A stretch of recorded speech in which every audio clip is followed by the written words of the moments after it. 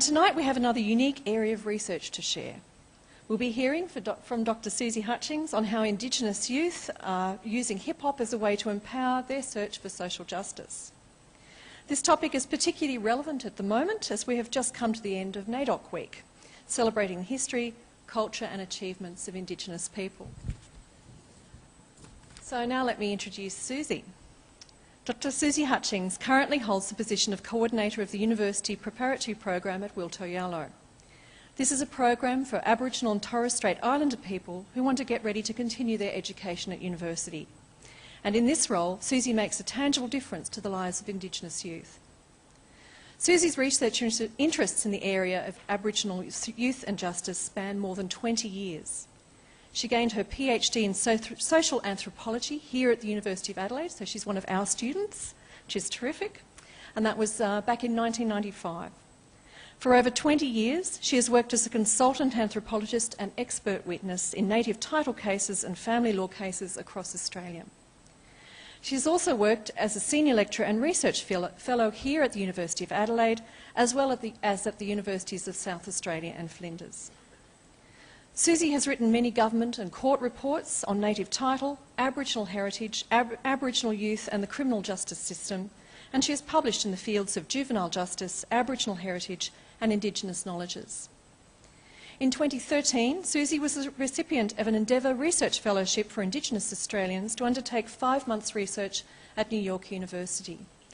And while she was at NYU, she investigated the messages and styles of hip-hop music amongst Indigenous and minority groups in North America, Australia, and I think New Zealand as well, Canada. So I think that's all the introduction I'm going to do at this point. She'll be taking us through some of that research tonight, I understand. There'll be questions, time for questions at the end. So for now, I think let's welcome Dr. Susie Hutchins. Hello everybody, and thanks again to Jenny for introducing me, and also thanks very, very much for coming out on such a horrible evening. I really appreciate it. I also want to thank the University of Adelaide for this opportunity to speak as part of the Research Tuesdays seminar series at the end of this very important NAIDOC week, which of course celebrates the achievements and living culture of Indigenous Australians. I acknowledge and pay my respects, of course, to the traditional owners of the country on which I present. I acknowledge that we are meeting on the traditional country of the Kaurna people of the Adelaide Plains, and further acknowledge the continuing importance of the cultural heritage, beliefs and relationships with the land to the Kaurna people living today. And this evening I'll be talking about some of my preliminary conclusions from my current research into the sociality of Indigenous and minority hip-hop music and performance. And this is a new research angle for me and comes out of general observations and interactions with Indigenous youth as part of my previous research and professional work as an Indigenous social anthropologist over 20 or more years, as Jenny talked about, in the areas of criminal justice, family law and native title. And most recently I've worked throughout Australia researching and producing expert court reports for Aboriginal communities to assist them in providing evidence for a finding of native title in the Federal Court of Australia. I've also provided court reports on Aboriginal cultural matters for the Australian Federal Magistrates Court and in the Criminal Court at state and federal levels. And this has involved providing expert evidence on the Aboriginal cultural background of the families to assist the courts in understanding how Aboriginal cultural practices may be impacted upon by sentences in criminal cases. For example, if a person appearing before the court is facing a long prison stay, I would provide evidence that may assist the court in showing how this would be detrimental to that person continuing their cultural practices. And also decisions in family law cases, such as when there is a situation of potential removal of a child from an Aboriginal parent, how that, again, this might impact these legal decisions may in turn perpetuate alienation, social injustice, and possibly actually reinforce criminal activity as a form of resistance amongst Aboriginal youth. So what's become apparent as I have visitors, family and community in both a professional and community capacity working as an Indigenous social anthropologist was the increasing interest amongst Aboriginal kids and young adults in a diverse range of popular music in general, and hip-hop, dance and music in particular. My professional research in family law cases and criminal law cases especially has also given me the opportunity to interact with and observe the interests and activities of urban and rural Aboriginal youth as forms of resistance to domination and control by the welfare state.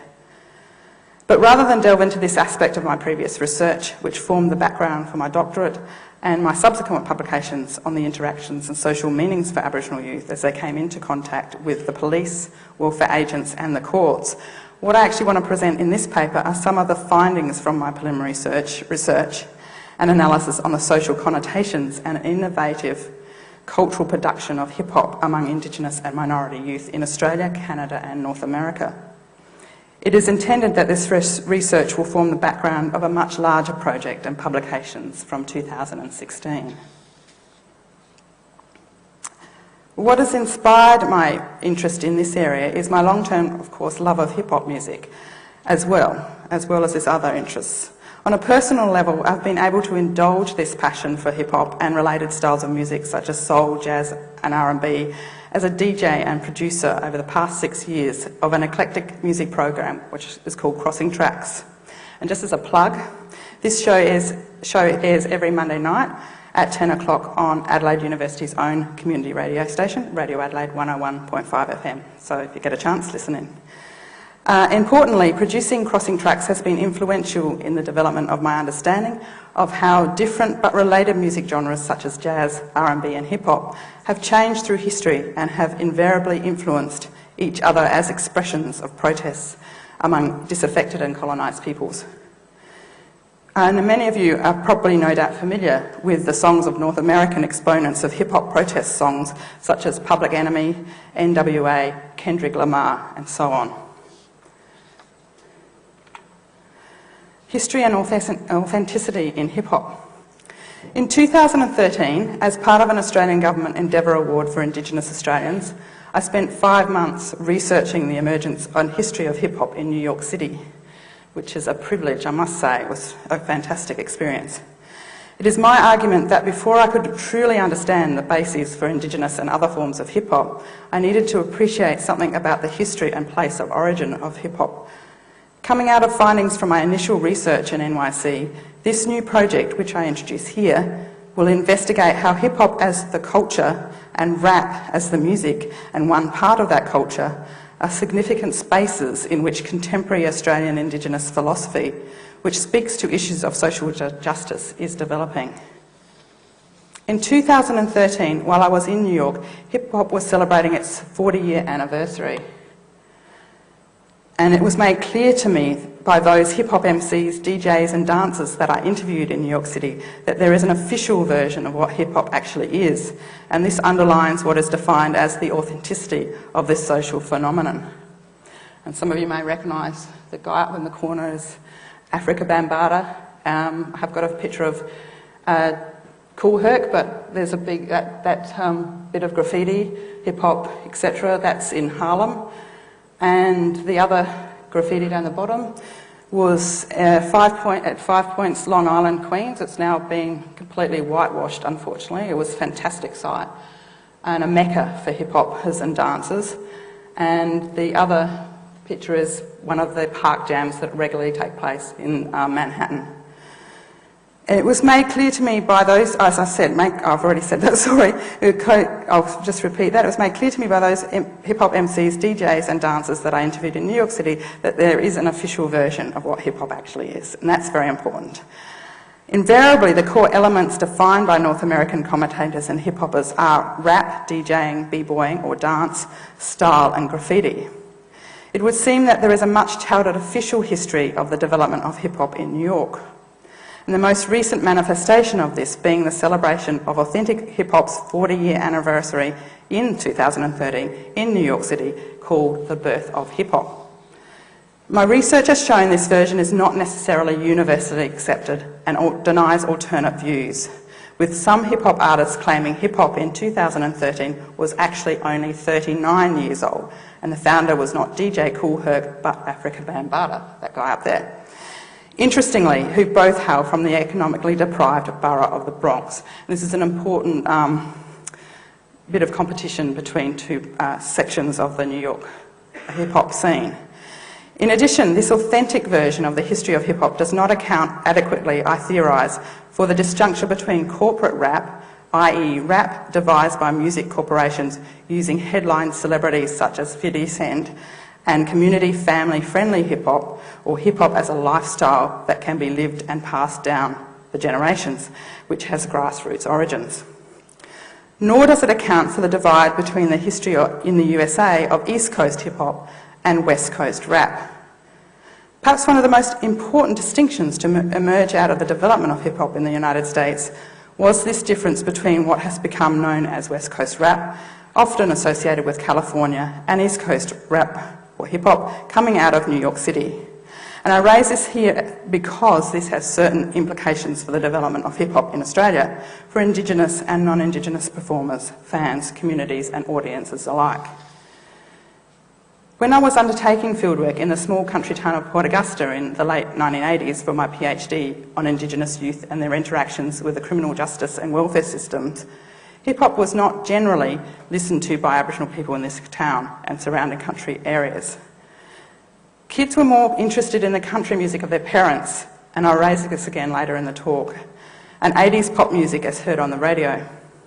Having said this, heavy gangster-style hip-hop was starting to be played in clubs in the steel production town of Whyalla, 180 kilometres south of Port Augusta, on the western side of Gulf of St Vincent.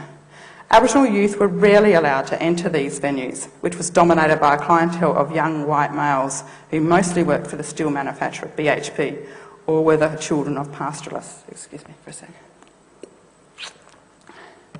In line with a lack of involvement of Aboriginal youth with hip-hop at this point in history, I note that very little had actually been written about Aboriginal hip-hop in Australia, or for that matter, Australian hip-hop in general. That was to come later with noted works including Stavrias 2005, Mitchell 2006, Penny Cook and Mitchell 2009, and Fernandez in a publication called Close to the Edge in 2011. And Fernandez actually lives in New York City now.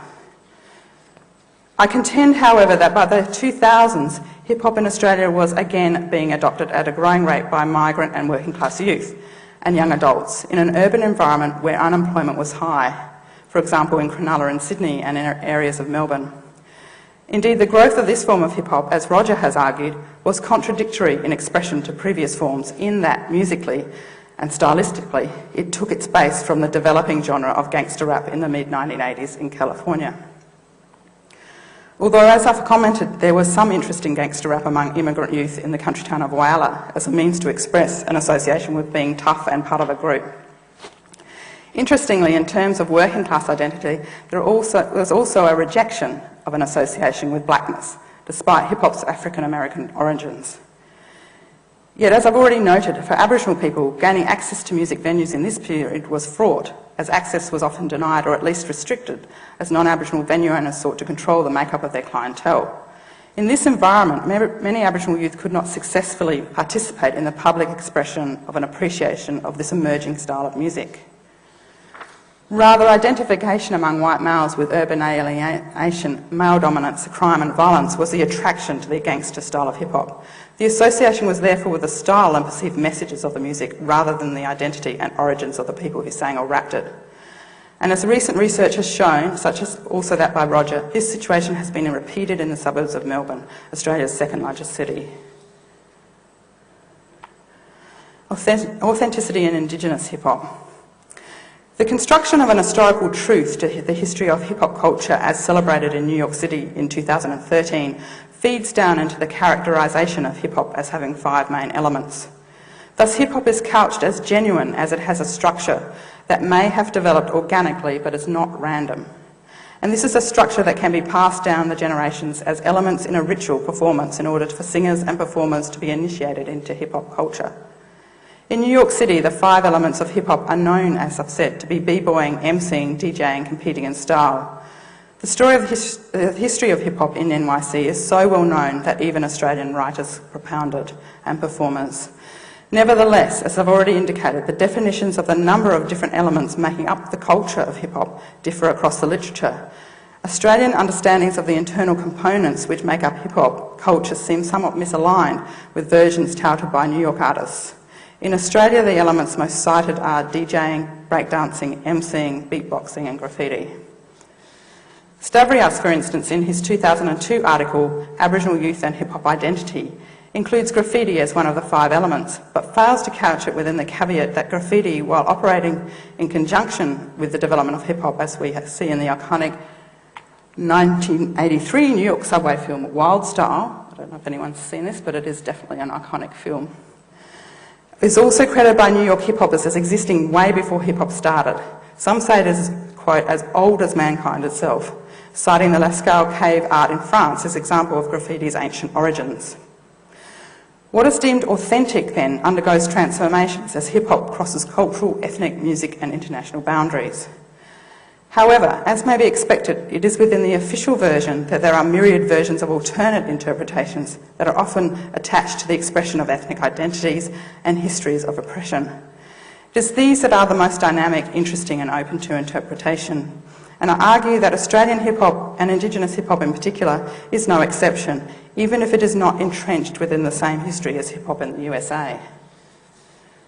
My research explores a particular aspect of the development of hip-hop among Indigenous young people in Australia, namely the emergence of views about identity, racism, community and empowerment. It is my contention that the main mediums for the expression of these ideas are through DJing, music and rap. In the current political climate in Australia, where substantial protests are occurring across the nation against the federal and state government actions to remove Aboriginal communities off their traditional lands in remote regions, the development of a political voice among Indigenous youth is becoming all the more important. Many Indigenous young people who are also hip-hop artists or are fans are among the people who support or are behind the organisation of these large protests that have been held in major cities in May this year and in ongoing protests throughout the country, along with community leaders and elders, including NAIDOC award winners Rosalie Kunoth-Monks and Tordo Sansbury. In many forums, hip-hop lyrics, style and commentary are used to voice opposition.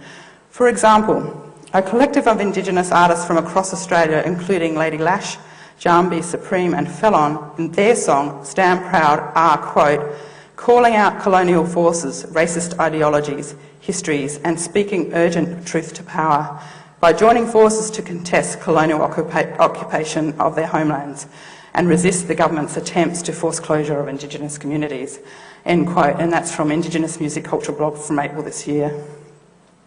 Research on the infiltration of hip-hop into the lives of particular cohorts of disenfranchised Indigenous Australian youth to date has mostly been from non-Indigenous perspectives and over a decade old.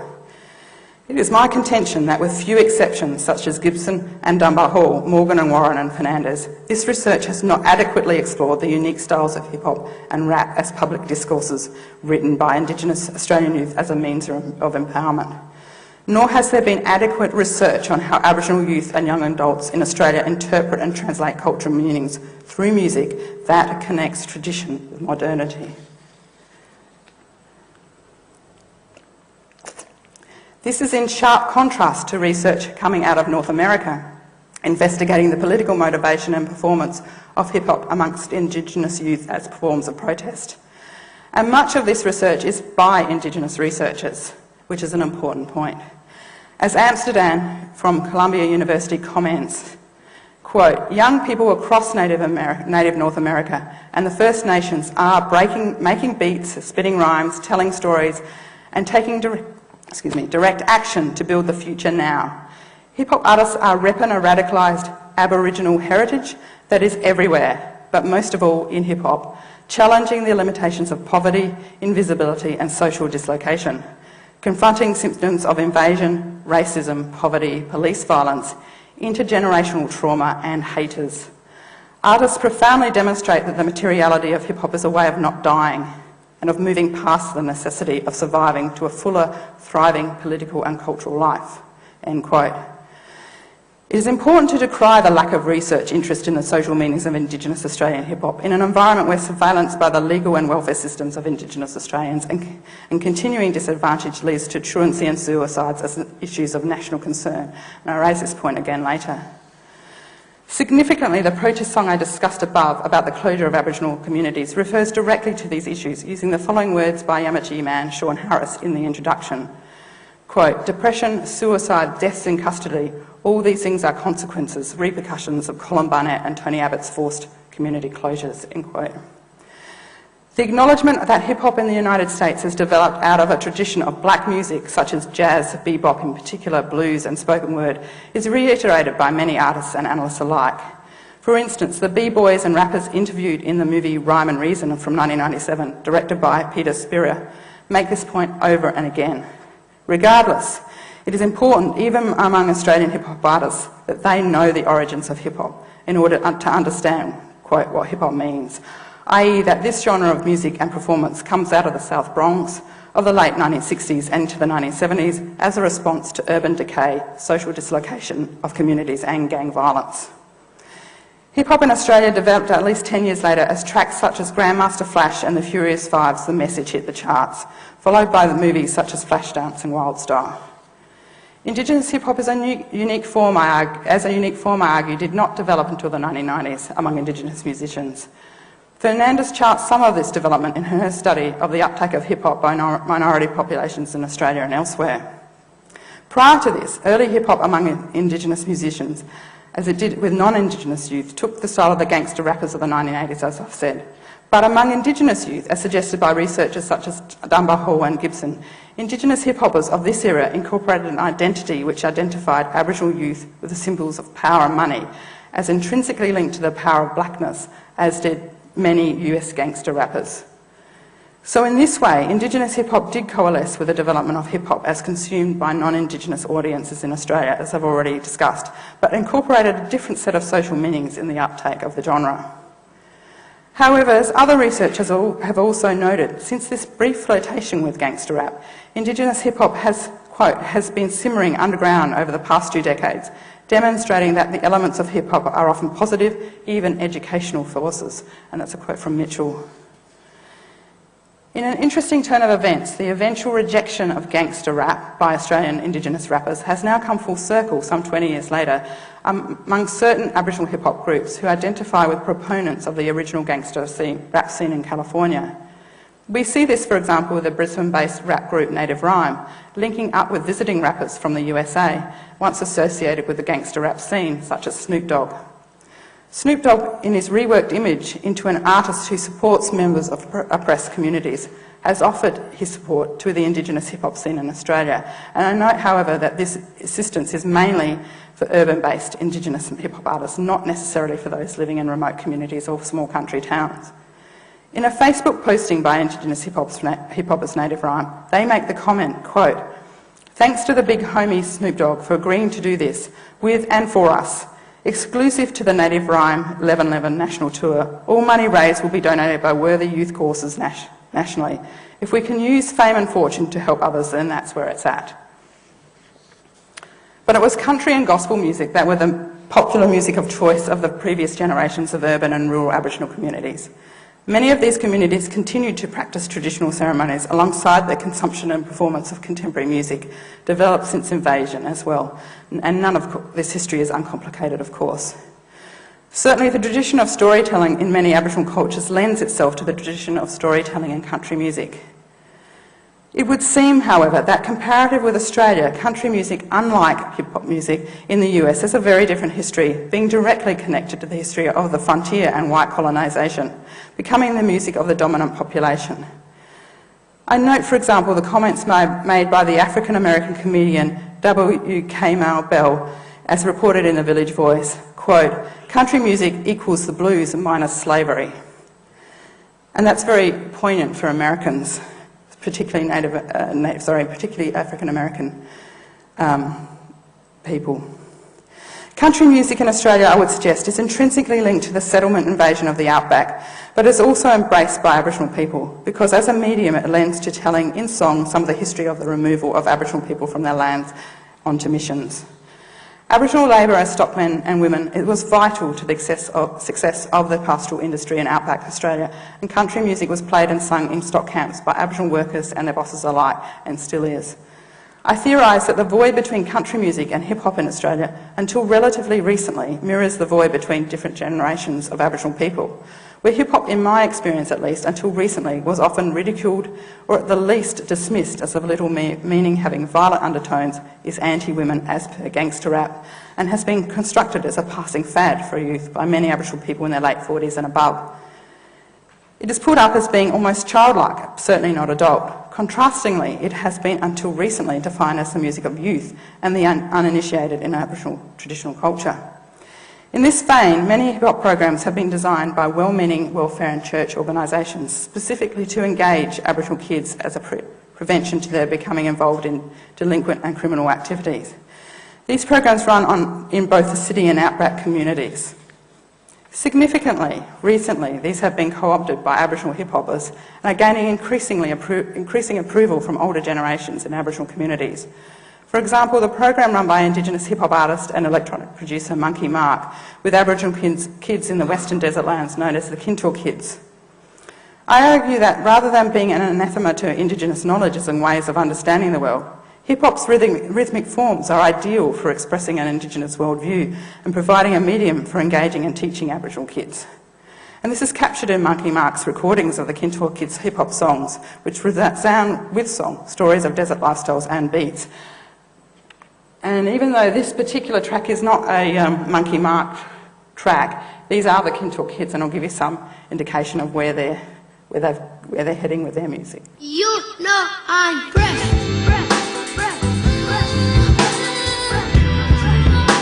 I'm just so fresh.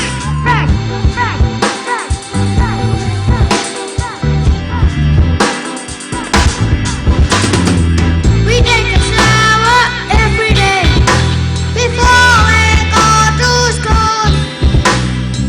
We smell good, we smell fresh.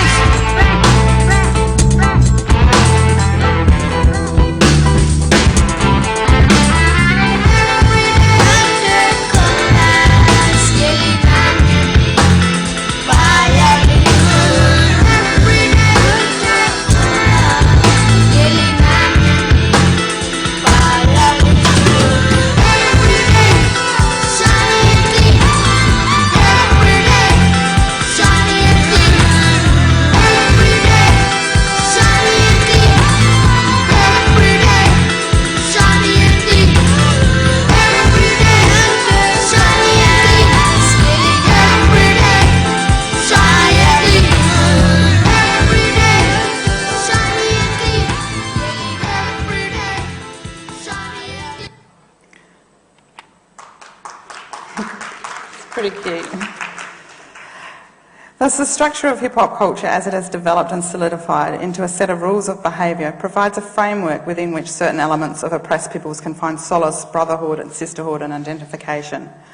My research in New York City found that it is common for b-boys and hip-hoppers to express that, quote, hip-hop saved my life, indicating that prior to discovering and being incorporated into hip-hop culture and lifestyle, many faced an uncertain future of crime, lack of education and possibly a life on the street.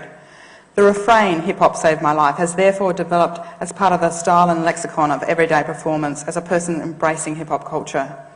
In Australia, among Indigenous hip-hop artists, this catchphrase takes on particularly powerful meanings. The Australian Bureau of Statistics data for the period 2001 to 2010 show that overall rates of suicide for Aboriginal and Torres Strait Islander people of all ages is twice that of non-Indigenous peoples, with the majority of suicide deaths occurring before the age of 35.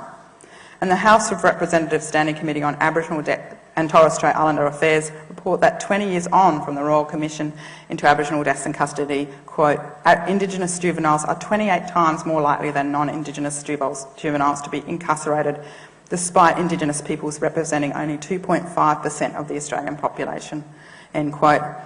Young Indigenous male hip-hop artists, like their New York hip-hop brethren, also use the turn of phrase, hip-hop saved my life.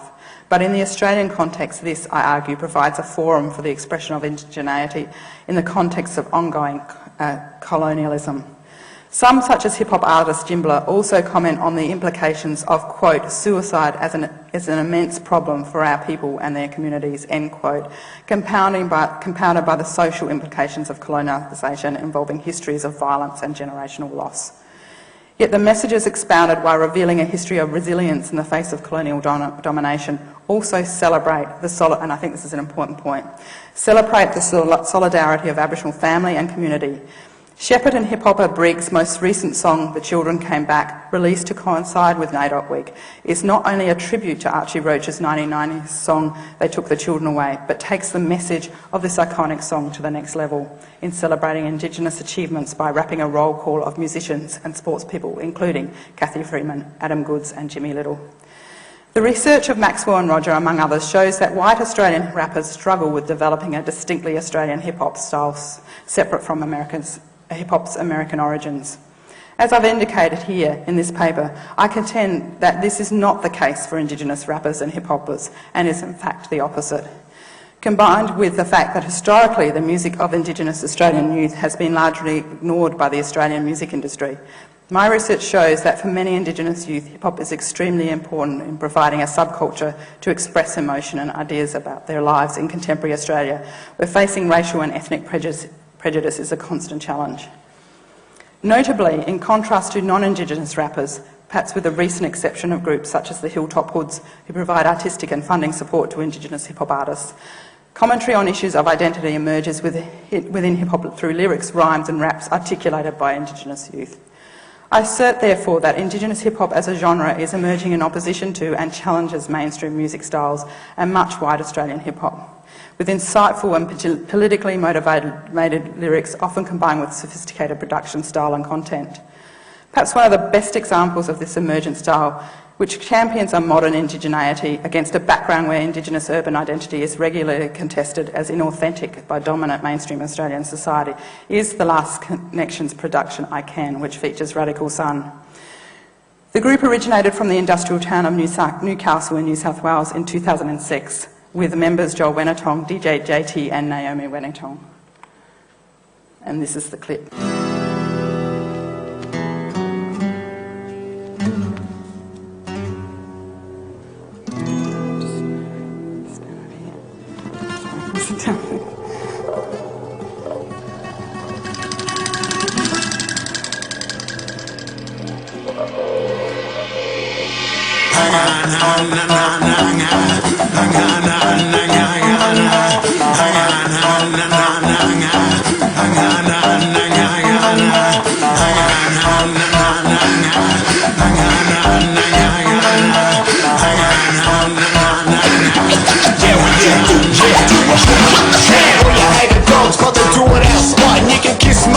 I'm not backing promise, why not? Kick you like a cold nut, then take a job, not I see you getting cut, cause you're stuck in a long nut. My chest is my best listening death, I will rest like a turd on my best. And my shame is even less cause I'm a hardhead. Doing my test, come on, give me your best. For less, well I'm selling the rest, cause I'm better than that. I'm ancient than that. We survive it cause it's and I'm acting on that. They get caught in the plastic static west. Well, which way? Who you more? Where you from? Not the primates. My name's are more respect than most in human race. So remember your place, it's a staying in space, right? I'm a middle-aged Murray with the gift of foresight. I see the days of the ancients rising overnight. You got that fire, all the things you desire are only one heartbeat away, so you should reach higher. I'm so sick of maybes that defeats what you planned, so I'll be the first one to say I will do what I can. I do understand. I believe in my plan. I will stand for what I believe in, because I know I can what they think of me, they stand when they look at me. We're coming through and the best thing they can do is get prepared for me. I've got nothing to lose and everything to gain, nothing to prove, so just remember my name. When it gets harder and harder, I just get smarter and smarter, and when the going gets tough, I just work harder and harder, cause I'm grown, but I never postpone. That's why I'll never be a victim of Towabi syndrome. 24/7, never closing up shop, and all the haters only haters, they can see why we're hot. And I don't give a shit, so what, feel it or not, cause it'll take more than you for me to stop what I've got. So I will not give up yet, I will not do regret, I will not let another sucker ever forget that I will take a stand, and I will make a plan, and I will, cause I can, cause I can, cause I can, cause I can. I will do what I can. I do understand. I believe in my plan. I will stand for what I believe in, because I know I can. Stand tall, man solid, man war, beat swap that like a giant animal. Black queens, more power to your elbow. Old man, put your hands on my shoulder. Can't pass on what you can't maintain. Understand what it is that I'm saying. Though my skin might lose its color, may our culture never fade. See, it sounds dumb when a man can't walk and talk it. These days too many fools fall short with no shame. How many get caught out in the street game? Sure enough, young God beating it, done that. I'm gonna relax, learn my lesson now. Watch my own back, heal my blades. How I got both ways. Radical does that, radical says. Yeah, we do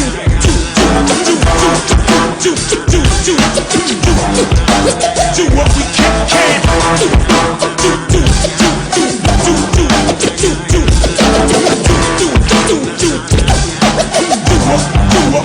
what we can.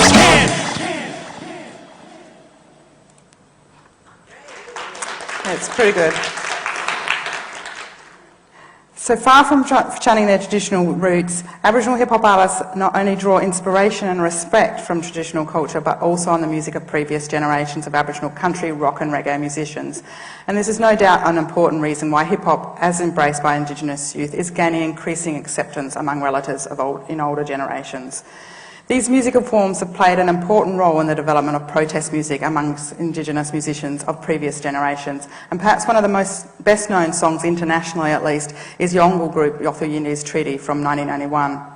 Of course, United States hip-hop also has its origins in the dancehall and reggae music of Jamaica, having also influenced North American Indigenous hip-hop. But of specific comparative relevance is the emergence of native hip-hop as a forum for the expression of the speciality of Indigenous identity as surviving in an ongoing colonial context. Award-winning native rapper Chase Manhattan from Minneapolis commented recently that one of the reasons he now incorporates lyrics about his Indigenous roots into his music is because his older brother, quote, told me all the Southside natives and other native communities would get behind me if I started to write about being a native. He was right. These are points for comparison and analysis with the history of Indigenous music and particular hip-hop music in Australia. For example, many contemporary Indigenous Australian hip-hoppers refer in their lyrics to a shared history of oppression and colonisation between Indigenous peoples across the world, and to a global Indigenous worldview that can be drawn upon to strengthen resilience against domination from mainstream societies. I contend, therefore, that there is a cultural complexity in the development of Indigenous Australian hip-hop that cannot actually be narrowly pigeonholed or simplified as merely comparative with Indigenous hip-hop in other countries. It actually has to be analysed. In her rap, Indigenous Minds, Beck Poetic from Brisbane makes the following statement, quote, "At school I read books on Indigenous history. In my own time, my culture wasn't a mystery. I learned all about Indigenous sovereignty. Now all tribal people worldwide are kin to me. Indigenous minds on spiritual times, as the world wakes up, as our dreams align. Indigenous minds on spiritual times, let the darkness fade, let the sunlight shine." That's from 2014. Coincidentally, Aboriginal hip-hoppers continue to look to African-American hip-hop for inspiration, particularly as a means of to protest against oppression. Most express a deep respect for and knowledge of the traditions of hip-hop as emerged in the Bronx 40 years ago, citing the 5 elements of hip-hop culture as guiding principles in their lives. Indeed, it has been noted that some Aboriginal hip-hoppers argue that hip-hop is an extension of Africanness or blackness, and this constitutes it as part of Indigenous tradition. This may be controversial, but it is a point of view that some hip-hoppers express. It is therefore important to take account of the influences hip-hop created by African American, Latino, Turtle Islanders and Canadian and other Indigenous peoples has on Australian Indigenous youth as they replicate but reinterpret music, dance and language into a distinctly Australian Indigenous framework as an expression of their Indigenous worldview. My research and that of others, including Stavrios and Morgan and Warren, identify hip-hop as a forum crystallising the ability of Aboriginal youth to deal with the cultural politics of identification and a construction of Aboriginality. Thus, I argue that it is the connection between acknowledgements of traditional culture juxtaposed against a modern lifestyle that forms bedrock for many Indigenous hip-hop groups to articulate political commentary on being Indigenous in contemporary Australia. To conclude, I reiterate my argument that rather than being an anathema to Indigenous knowledges and ways of understanding the world, hip-hop's rhythmic forms are ideal for expressing an Indigenous worldview, and Australian Indigenous hip-hop illustrates a particularly unique style of Indigenous expression that reflects the specific historical context of the imposition of the colonial project on Indigenous Australians over the past 250 years or more. But most importantly, hip-hop is a medium, I argue, for Indigenous youth resilience in identity and culture, in defiance to this imposition of colonial history and in celebration of Indigenous peoples. As Gombra rapper YMC from New South Wales comments in one of his early raps, quote, "This is my lyrical healing. I can't go and get scarred anymore and I can't become a traditional man. I'm a modern day black fella. This is still dream time for me. Hip-hop is the new clapsticks. Hip-hop is the new corroboree." Thank you. Look, we have a few minutes for questions, so I think we certainly can take any questions from the floor. If someone would like to start. Hi, that was great. I was interested to know if any of the rapping and hip-hop singing has been in languages other than English, so in Indigenous languages or particular styles of Indigenous English. I've been looking at multilingualism in Arnhem Land songs and, yeah, curious to know. Yes, most definitely. And you might have seen that a little bit in the Last Connections clip. They did use some language, but yes, more and more I think that's happening, and also Native American, Canadian hip-hop artists use it a lot, actually, yeah. Great, that's really interesting. And also with the musical styles, there sounds like there's some elements of traditional sort of style music as well in there. That clip, yes, and definitely there's a mixture, and I think Briggs uses it a lot. He's used it in the latest one I talked about, The Children Came Back. Yeah, there's a lot of that. Great, thanks. How often has it been used in Indigenous styles? The traditional... Yeah.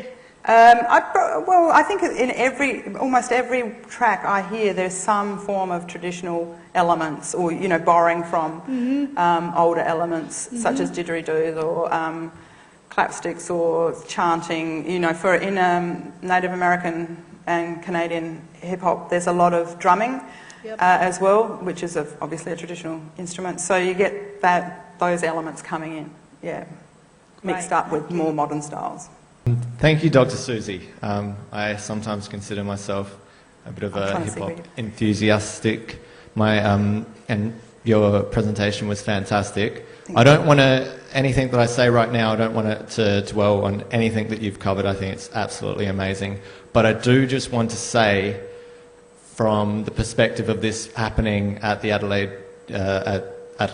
Adelaide University, don't you think it's a bit like patting yourself on the back academic when the Centre for Aboriginal Studies and Music has been shut after 40 years of success, and it's been closed? Like, is there any way, Susie, that you can put your expertise towards refighting or refueling the fire to try and do what we can to make sure something that has such a incredible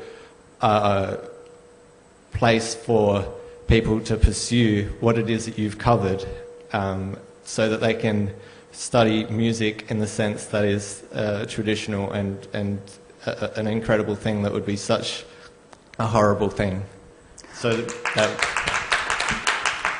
I'll just say that I don't think that should ever be lost. The music of hip-hop and other genres, obviously, should always be taught. So I would agree, and I would hope that would continue, absolutely. But Jenny, did you want to? Yeah, I'm happy to take that question. Chasm hasn't been closed. It's not going to be closed. So I think, be careful about what you read on social media. That's not happening. And certainly the programs for our Indigenous music students will still be here. I expect they'll be here in 40 years' time. But yeah, there's change happening. I think we'll be a little bit clearer. Just hold your judgment on that for another few days to a week and see what comes out, okay? Yeah, hi Susie, thanks for that. I was just wondering, as a person into places to study people and the culture that they're involved with, how were you personally received, and did it take long for, I guess, trust to build so that people would be open with you to discuss their lives and their culture? I must say that in New York City, it was amazing how much I was embraced. I was invited to a lot of like I showed you that slide.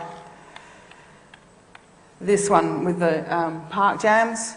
I was put on their list for when they would happen, and they would expect me to be there so they could tell me about what they were doing, the meanings behind what they were doing. It was like a real embrace. We want you to know more. We want you to know the true history of hip-hop. So, yeah, I had no problems at all. And this is... they just accepted my Indigenous background as well, even though I look the way I do. They had no issue there either. This is African American and Latino people in particular, and some Native peoples as well. So that was just, I was just thrilled by that, to be honest. And I learnt so much from that experience. One over there first. Yep. Hi. I think it was really great just watching and listening to what you had to say. Is there any way to, I guess, access this stuff to share it around outside of here afterwards, and also can this sort of, I guess, information be used to gain funding for, I guess, future projects, both rural and local to the city, to help, I guess, empower communities to run these sorts of programs themselves further? I would, and increased assistance for the younger fellas? Yeah, I hope so. That's the plan, actually. That's when I said I was hoping to do more of this in 2016. Absolutely. Through putting out for funding, gaining access to communities and getting them to be part of projects that they think they design themselves. That's certainly part of the plan. Sorry, there was another element to your question. I think I lost. Oh, yes. And, well, I think actually these all... Jess, sorry to you, sorry. This talk's actually been recorded, so the video will be available online tomorrow. It's on the Research Tuesdays website and on YouTube. Hello, I'm Faye Roses Blanche. I work at Yungarendi, and for the last 5 years I've been doing what I call a rapping curriculum. So in 2008 I graduated with a Masters looking at young Nunga fellas, rap and hip-hop as an educational tool. So I looked at it in the context of them being organic intellectuals and also having political voice. And so everything you've said in conjunctions with identity, bringing the voice to the fore, thinking about hidden and public transcripts, as James Scott talks about. I've kind of used that all the time in one of our core topics. And what's been really good, teaching, over 600 student teachers, is there's a strong, enthusiastic kind of movement towards hearing what that means. So when you said it's a great educational, you know, as well as maintaining identity, as well as voice, all of that sort of stuff, it's good in that context when you talk about young Indigenous peoples. And that last connection, it's one of my favourites in the context of when I talk about well-being, Indigenous students' identity and well-being. I use that all the time because it really speaks to the idea of I can do this. So as part of our recruitment, it's been really good in that sort of context.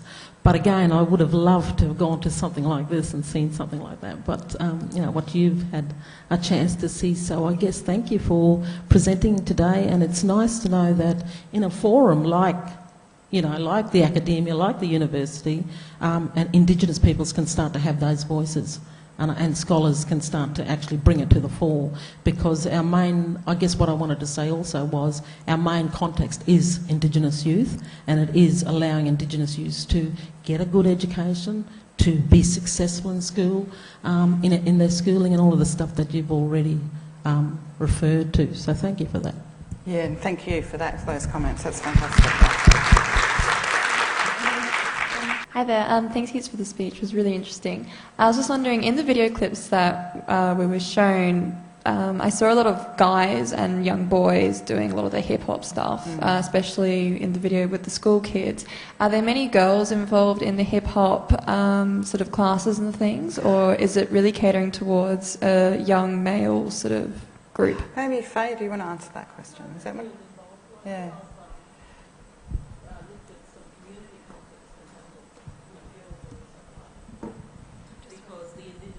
You know, the hip-hop people who go out and work with the community, it's inclusive of also all community members, young Indigenous girls and everything. I think sometimes we just don't hear enough, but they're part of the progression to produce something, you know, to, I'd reiterate that, yeah.